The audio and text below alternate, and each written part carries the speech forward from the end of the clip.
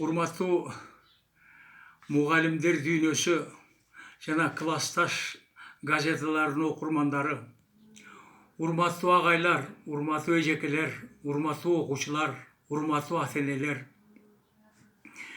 Мына бүтүндөй дүйнө элин ойго салып, жүдөтүп турган коронавирус деген балекет биздин газеталарыбыздын дагы өз убагында чыгып, окурмандардын колуна жетишине терс таасирин тийгизди. Кудай буйруса, мына жакынкы эле убактарда бул балекеттерден элибиз кутулуп, мурдагыдай жакшынакай убактарыбыз калыбына келет деп ойлойм. Ал үчүн бардыгыбыз бири-бирибизди колдоп, бири-бирибизди коргоп, бири-бирибизди түшүнүп, коюлуп жаткан талаптарды туура так аткарып, ынтымакта, биримдикте болсок, бул кырдаалдан дагы чыгып кетерибизге мен ишенем.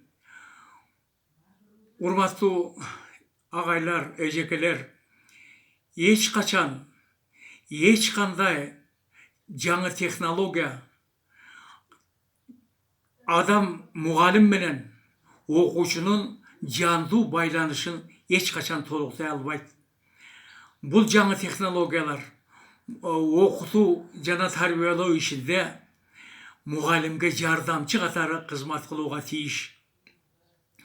Мына жакындан баштап кайрадан газеталарыбыз чыгып окурмандардын колуна жетет. Биз бири-бирибизге болгон мындай сагынычыбыз дагы мурункудай калыбына келет деп ойлойм. Урматтуу агайлар, эжекелер, окуучулар, ата-энелер, жалпы эле мекендештер, бири-бирибизди туура түшүнүү менен ушу мынау азыркы биздин Кыргызстаныбызга дагы келип кыйынчылыктарды пайда кылып турган ушул коронавирус балекеттен тезирээк кутулуп алалы. Биз бардыгыңарга бекем ден соолук, ынтымак, ырашкерлик каалайм.